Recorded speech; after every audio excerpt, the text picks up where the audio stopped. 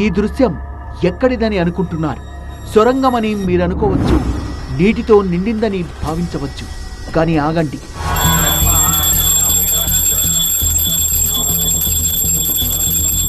ఇది సొరంగం కాదు, సాధారణ గుహ కాదు. విశ్వాసం ప్రకారం నరసింహస్వామి ప్రయాణించిన చివరి మార్గం. ఇక్కడి నుంచే వెళ్లి తన అవతారాన్ని చాలించాడు.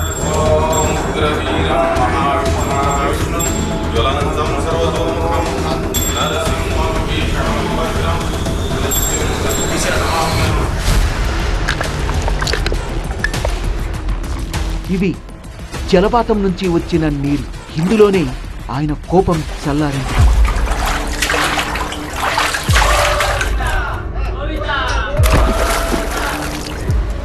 జలంతో నిండిన ఈ గుహ చివరి మలుపులో విష్ణుమూర్తి నరసింహ అవతారంలోని చివరి అధ్యాయం లిఖించబడింది.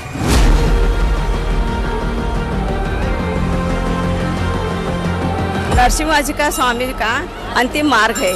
शालिग्राम रूप में नरसिंह भगवान शांत हुए और उसका अपना जो उग्र रूप है वो जल स्वरूप में शांत किए बोल के एक ऐसी दंत कथाएं हमारे को मिलती है।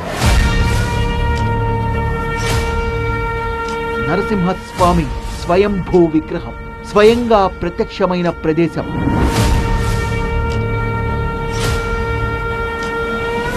స్వయంభూ విగ్రహం పాదాల నుంచి నిరంతరం ప్రవహించే నీరు ముందుకు పారుతూ సరస్సులో కలుస్తాయి. నీరు నిరంతరాయంగా వస్తూనే ఉంటుంది, కానీ గుహ ఎప్పుడూ మునగదు.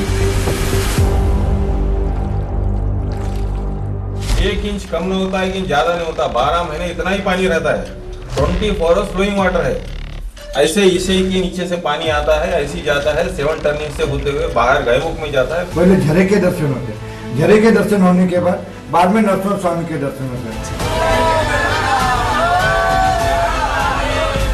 ఇంతకు ఈ నీళ్లు ఎక్కడి నుంచి వస్తున్నాయి? సమీపంలో ఒక్క ఆధారం కూడా లేదు. ఇవన్నీ వచ్చాక ఎక్కడికి పోతున్నాయి? నీటి ప్రవాహమున్న గుహ ఎందుకని మునగదు? గుహ నీటి మధ్య ఈ సమతుల్య స్థాయి ఎలా సాధ్యం? అత్యంత కీలకమైన ప్రశ్న. ఈ గుహే నరసింహస్వామి అంతిమ మార్గమని నిర్ధారించే ఆధారమేంటి? ఇన్ని ప్రశ్నలకు సమాధానాల్ని తెలుసుకునేందుకు మేం కూడా ఈ నీళ్లలోకి దిగాం.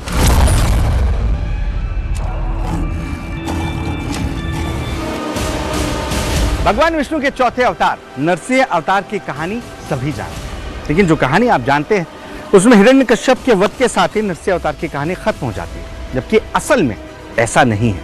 हिरण्यकश्यप के वध के साथ ये कहानी शुरू होती है।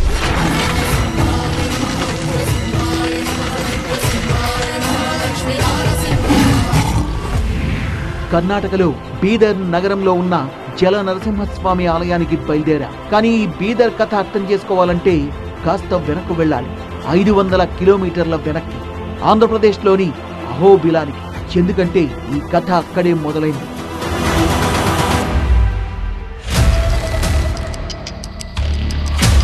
అహోబిలం భూమిపై నరసింహస్వామి అవతరించినప్పుడు పగిలిపోయిన ఆ స్తంభం అవశేషాలు ఇప్పటికీ ఇక్కడ ఉన్నాయి.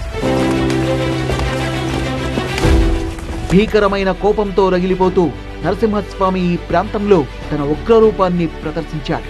దానికి సంబంధించిన ఆధారాలు కనిపిస్తాయి.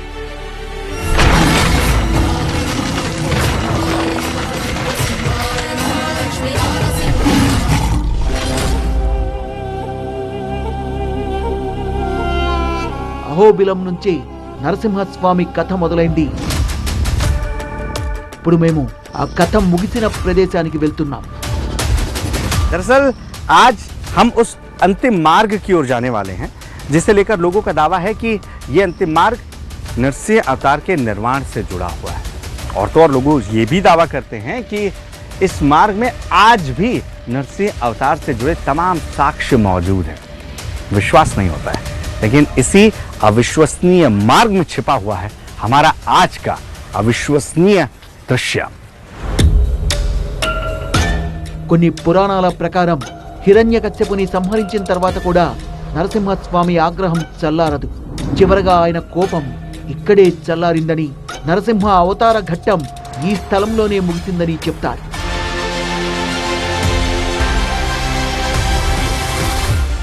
ఈ ఆలయం కొండల మధ్య పల్లపు ప్రాంతంలో ఉంది. చూడ్డానికి ప్రదేశం కోట్ల ఏళ్ల నాటి పురాతనమైందిగా అనిపిస్తోంది. ముందుగా నరసింహస్వామి ఇక్కడికే ఎందుకు వచ్చాడు, ఆయన రావడానికి దారితీసిన పరిస్థితులు ఏంటి అన్నది తెలుసుకుందాం. హిరణ్యకశ్యపుని సంహరించాక కూడా నరసింహస్వామి కోపం శాంతించలేదు. అనేక సంవత్సరాల పాటు ఆయన భూలోకమంతా తిరిగాడు. అనేక మంది రాక్షసుల్ని అంతమొందించాడు. అయితే అలా తిరుగుతోన్న నరసింహస్వామికి శివభక్తుడైన జలాసురుడు అనే రాక్షసుడి గురించి తెలుస్తుంది. జలాసురుణ్ణి సంహరించేందుకు నరసింహస్వామి అతనున్న గుహలోకి ప్రవేశిస్తాడు. కానీ శివుని పట్ల ఆ రాక్షసుడికున్న భక్తిని చూసి ఏదైనా వరం కోరుకోమని అడుగుతాడు. तो जब नरसिंह भगवान जी का उसका सामना हो गया तो बोले तेरा भी अंतिम समय आ चुका है, तेरा भी वध निश्चित है, लेकिन तूने शिव भक्ति किया है, लोक कल्याण के लिए एक वर मांग पूरा करता हूँ वध करने से पहले। तो दैत्य ने ऐसा वर मांगा कि जो भी भक्त आते हैं यहाँ पे मेरा भी नाम भक्त श्रेणी में लेना चाहिए और भगवान आपका मेरा वध करने के बाद यहाँ पे आपका उग्रावतार शांत होना चाहिए और यहीं पे वास करना चाहिए बोल के उसने वर मांगे। గుహలో ఉన్న చివరి భాగంలోని నరసింహస్వామి ప్రత్యక్షమైనట్టు చెప్తారు. అక్కడే ఆ రాక్షసుణ్ణి సంహరించాడని అంటారు. ఆ తర్వాత నరసింహస్వామి అనుగ్రహంతో జలాసురుడు నీరుగా మారిపోతాడు. ఆ నీటిలోనే స్వయంగా మునిగి స్వామి తన ఉగ్రరూపాన్ని శాంతింపచేసుకుంటాడు. దాంతో ఈ గుహలోనే అవతార ఘట్టం ముగుస్తుంది. जरा था, जरा मतलब पानी, असुर मतलब राक्षस। इस अर्थ से असुर का नाश कर लेके उसी के नाम पे जल का स्रोत उत्पन्न है, जरा यानी कि जल, ये जल के स्रोत में तेरा नाम रहेगा बोल के वर देके झरा नरसिम्हा बोलते बोलते झरणी नरसिम्हा, झरणी मीन्स पानी, ए स्प्रिंग ऑफ वाटर, तो वो जल के रूप में ये ऐसा वास हो गया। ఆ గుహకు సంబంధించిన అద్భుతమైన దృశ్యం కళ్ళెదురుగానే ఉంది. నీటిలో నడుచుకుంటూ భక్తులంతా లోపలికి వెళ్తున్నారు. అందరిది ఒకే కోరిక, గుహ లోపలున్న ఆ స్వామివారిని దర్శించుకోవాలని.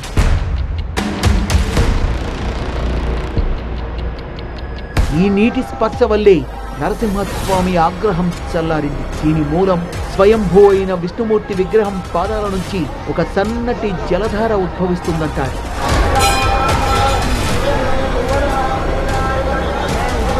అందుకే ఈ నీళ్లలో ఎవరైతే నడుచుకుంటూ వెళ్తారో వాళ్ళు అదృష్టవంతులుగా భావిస్తుంటారు. లోపలున్న స్వామిని దర్శించుకొని తిరిగొచ్చేటప్పుడు వాళ్ళ కళ్ళలో ప్రత్యేకమైన కాంతి కనిపిస్తుంది. अंदर पूरा गुफा है। इस टेम्पल पूरी इंडिया में ऐसा टेम्पल नहीं है। मैं अनेक टेम्पल को जा रहा हूँ, पूरा टेम्पल को अंदर पानी में तैर के ही जाना है सबको। ये टेम्पल का विशेष है, हम स्नान पूरा फ्रेश होके आया तो भी हम पानी में पूरा फ्रेश होके जाना है। చూడ్డానికి ఈ నీళ్లు నిలిచున్నట్టే అనిపిస్తాయి. వాస్తవానికి అలా ఉండవు. ఈ నీళ్లు నిరంతరం ప్రవహిస్తూనే ఉంటాయి. ఎక్కడి నుంచి వస్తాయో అందరికీ తెలుసు, కానీ ఎక్కడికి వెళ్తాయో మాత్రం ఎవ్వరికీ తెలీదు. ఈ నీటి మట్టం ఛాతీ భాగం కంటే ఎప్పుడూ పైకి పెరగదు. శతాబ్దాలుగా ఈ సమతుల్యమైన మట్టం ఇలాగే కొనసాగుతోంది. हमारा कैसा है शास्त्रों में कि शालिग्राम की पूजा करना है तो हम लोग क्या है स्नान वगैरह कर लेके हम लोग शालिग्राम या शिवलिंग की पूजा करते हैं। तो इस मंदिर की विशेषता ऐसी है कि यहाँ पर आप गुफा में जाने से पहले 600 फीट जो अंदर आप जाते हैं, यहाँ पर आपका बहते हुए पानी में स्नान हो जाता है। నాకు అనుమానంగా అనిపించిన విషయం ప్రజలకు మాత్రం అద్భుతంగా అనిపిస్తోంది. గుహ నీటి మధ్య ఉన్న ఆ వ్యత్యాసం ఒక చమత్కారం అంటారు. కానీ మేం కళ్ళతో చూశాకే ఏదైనా నమ్ముతాం. తెలుసుకోవాలంటే లోపలికి వెళ్ళాలి. కానీ జనసందోహంతో ప్రస్తుతం అది కష్టమనిపించింది.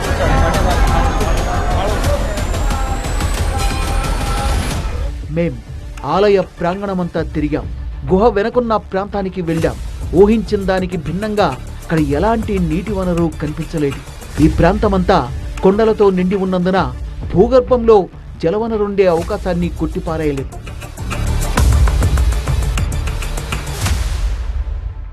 इधर का सी लेवल से 310 मीटर्स ऊपर है और बीदर से जो बीदर का जो टोपोग्राफी है उससे 110 फीट नीचे है। ऐसा है, आप देखो पहाड़ी है सब तरफ, इसके ऊपर बीदर है। ఈ ఆలయంలో ఆక్సిజన్ ప్లాంట్ ఉంది. 300 మీటర్ల లోతులో ఉన్న ఈ ఆలయానికి వచ్చేవారికి ఊపిరి సమస్యలు తలెత్తకుండా దీని ద్వారా లోపలికి ఆక్సిజన్ పంపుతారు. ఇంతటి నీటి ధార ఎక్కడి నుంచి వస్తోంది? నరసింహస్వామి స్వయంభూ విగ్రహం నుంచేనా? సత్యయుగంలో ఉద్భవించిన ఆ విగ్రహం నుంచేనా?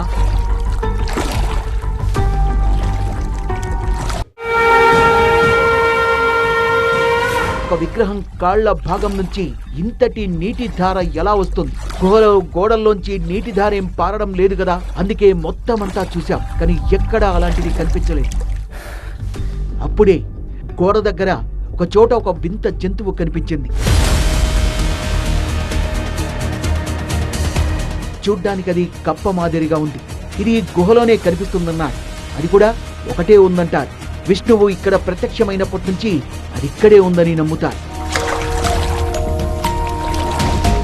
ఇంకొంచెం ముందుకు వెళ్ళగానే గర్భగుడి, దగ్గరకు వెళ్ళగానే సరిగ్గా ఎదురుగా వెండి పందిరి కింద స్వయంభూ నరసింహస్వామి విగ్రహం కనిపించింది.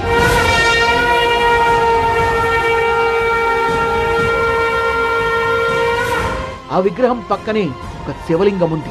ఇతిహాసం ప్రకారం విష్ణుమూర్తి సంహరించిన శివభక్తుడైన జలాసురుడు ఈ శివలింగాన్నే పూజించేవాడు. ప్రచారంలో ఉన్నదాని ప్రకారం ఈ సహజ సిద్ధమైన శివలింగం లక్షల ఏళ్ల నాటిది.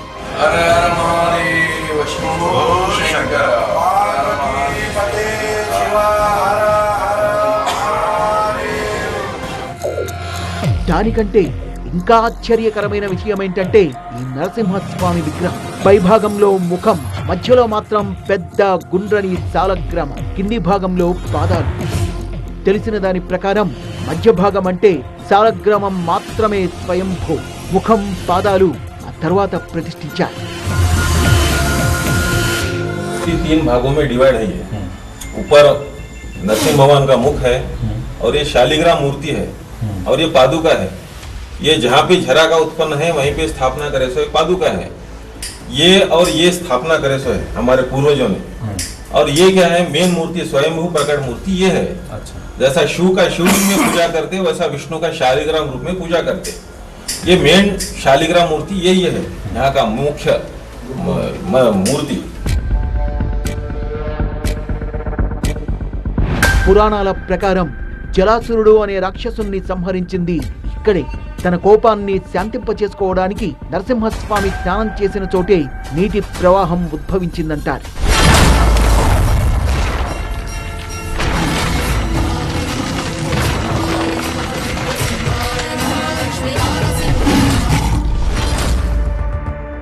కోపం చల్లారగానే విష్ణుమూర్తి 4వ అవతారమైన నరసింహస్వామి ఘట్టం ముగుస్తుందని చెప్తారు.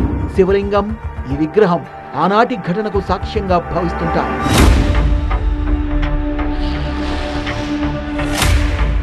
ఇక్కడ ఇంకో విషయం ఉంది. ఈ పాదాల కింద నుంచి జలధార ప్రవహిస్తూ వస్తుంది.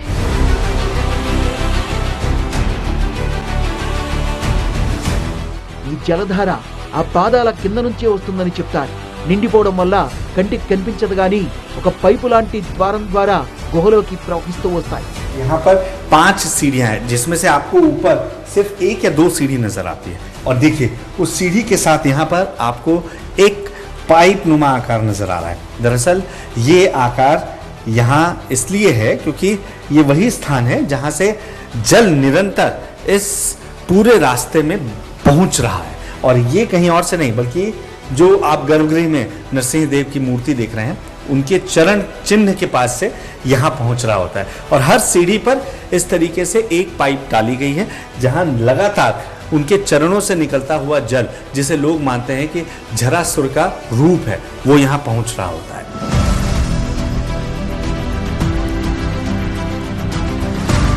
ఎవరు నమ్ముతారు ఈ చిన్న సందులోంచి ఇన్ని నీళ్లు వచ్చాయంటే? అందుకే ఈ క్షేత్రాన్ని అద్భుతమైనదిగా పరిగణిస్తూ ఉంటారు.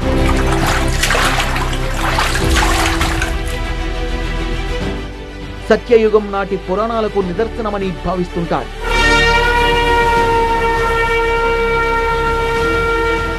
ఈ ఆలయం, స్వయంభూ నరసింహస్వామి విగ్రహం, యుగాల నాటి పురాతన శివలింగం, ఈ నీళ్లు ఇవన్నీ క్షేత్ర విశ్వాసానికి మాత్రమే కాదు, ఆ అపనమ్మకానికి తావులేని ఓ అద్భుతమైన అనుభూతిని కలిగిస్తాయి.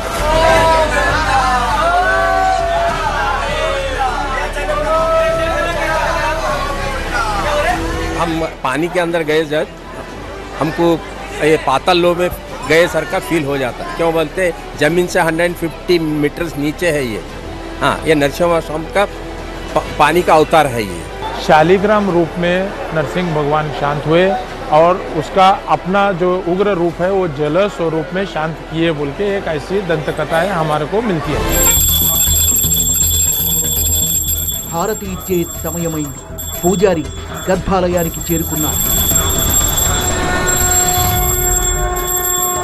గంటలు, శంఖాలు, మంత్రోచ్చారణతో గుహ అంతా ప్రతిధ్వనించింది.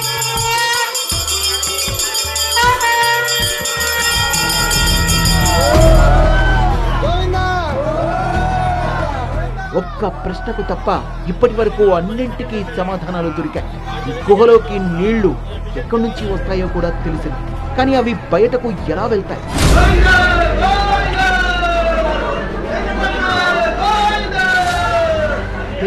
అసలు రహస్యం ఈ మెట్లలోనే ఉంది. ప్రజలు గుహలోకి ప్రవేశించే ఈ మార్గం.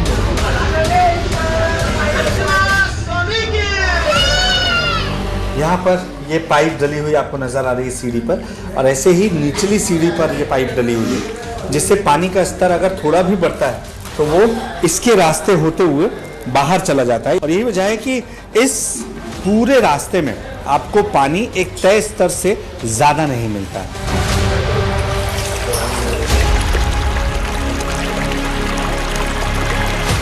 ఈ పైప్ ద్వారా వచ్చే ఫ్లోటింగ్ వాటర్ ఈ కొలనులోకి చేరుతాయి. గుహలోకి వెళ్ళలేని భక్తులు ఇక్కడే స్నానం చేసి తమ యాత్రను ముగిస్తారు.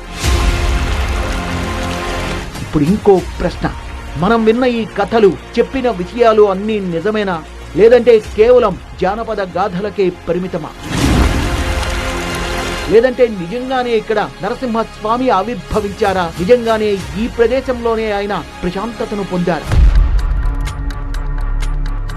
అన్నింటికీ సమాధానం జల నరసింహస్వామి ఆలయానికి సమీపంలో ఉన్న ఇదిగో ఈ మైలార్ మల్లన్న దేవాలయంలో ఉంది. ఇది శివుడికి అంకితం చేసిన ఆలయమే అయినప్పటికీ విష్ణుమూర్తితో విడదీయరాని అనుబంధం ఉంది.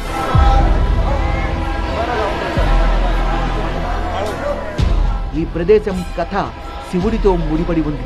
ఇక్కడే మహాదేవుడు మార్తాండ అవతారాన్ని ధరించి 2 రాక్షసుల్ని సంహరించారని చెప్తారు. ఆ యుద్ధం సమయంలో విష్ణుమూర్తి తోడుగా ఉన్నారు. ఆయన శరీరానికి పసుపు లేపనాన్ని పూసి రక్షణ కవచాన్ని ఏర్పాటు చేశారు. ఆ విజయాన్ని పురస్కరించుకొని భక్తులు నేటికి పసుపు చల్లుకుంటూ ఇక్కడ వేడుక చేసుకుంటారు. అయితే మా ఆసక్తి కేవలం ఈ ఆలయ పురాణగాథపై మాత్రమే కాదు, ఈ ప్రాంతానికి సంబంధించిన వాస్తవాలపైన ఉంది. వాటిని తెలుసుకునేందుకే మేమిక్కడికి వచ్చాం. అర్చకులు ఇతరులతో మాట్లాడినప్పుడు జల నరసింహస్వామి ఆలయం వెనుకున్న అసలు చరిత్ర వెలుగులోకి వచ్చింది.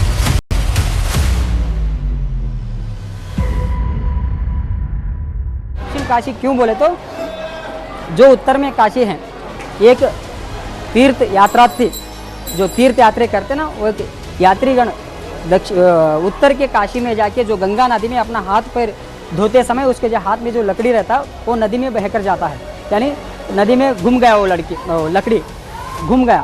उन्होंने तीर्थ यात्रा करते करते यहाँ पे मैलार को आता है। यहाँ पे जो कुंड है, पीछे पानी का जो कुंड है ना, उस कुंड के अंदर वहाँ पे जो घूम गया था उसका लकड़ी वो ये इधर पानी के अंदर तैरता रहता है। तो इसलिए वो काशी से यहाँ ये काशी तक पानी बहते आता बोल के मान्यता है। బీదర్ను పూర్వం విదుర్ నగర్ అని పిలిచేవారు. ఇప్పుడు హస్తినాపుర ప్రధానిగా విదురుండేవాడు. కుటుంబ కలహాలు, మనస్తాపం వల్ల విదురుడు మానసిక ప్రశాంతత కోసం చాలా కాలం ఇక్కడ గడిపాడని ప్రతీతి. మహాపురాణంలోని 3వ స్కందంలో విదురుడి తీర్థయాత్ర వివరాలున్నాయి. అందులో విదురుడు కేవలం మహావిష్ణువు పాదస్పర్శతో పవిత్రమైన ప్రదేశాలను మాత్రమే సందర్శించాడని ఉంది. శ్రీమద్భాగవత పురాణంలో దీనికి సంబంధించిన ఒక శ్లోకముంది. 3వ స్కందంలోని 1వ అధ్యాయంలో రాశారు, పుణ్యాని క్షేత్రాని యదున్య పుణ్య యాప్యావ్యే మత్రస్య మాలాన్ గ్రహాని. అయితే విదురుడు ఈ పవిత్ర భూమిపై ఒంటరిగానే సంచరించాడు. ఇది అత్యంత పవిత్రమైన మహావిష్ణువు పాదముద్రలతో అలంకరించబడ్డ భూమి. నరసింహ అవతారపు ఆగ్రహాన్ని శాంతింపచేసేందుకు మహాదేవుడు శరభ అవతారాన్ని ధరిస్తాడు. ఇప్పుడు ఇద్దరి మధ్య భీకర యుద్ధం జరుగుతుంది. అందులో శరభ నరసింహుణ్ణి ఆకాశంలోకి తీసుకెళ్లి భూమిపైకి బలంగా విసురుతాడు. అప్పట్నుంచి ఈ ప్రాంతం అగాధంలా మారిపోయిందంటారు. ప్రతి పౌరాణిక క్షేత్రానికి సంబంధించిన ప్రత్యక్ష ఆధారాలు దొరకాలని లేదు, ఇది కూడా అవసరం లేదు. ఏవైతే దొరికాయో వాటితో సంతృప్తి చెందాలని. ఎందుకంటే ఇక్కడ విషయం నా గురించి కాదు, అచంచలమైన విశ్వాసంతో ఈ పవిత్ర క్షేత్రాన్ని సందర్శించే భక్తుల గురించి, వారి నమ్మకం గురించి. ఇక్కడి జలంలో స్నానమాచరించి ప్రశాంతమైన భావనతో వెనుతిరుగుతూ ఉంటారు. వారి ప్రశాంతత, వారి సంతృప్తి, వారి నమ్మకమే ఈ మా సత్యం.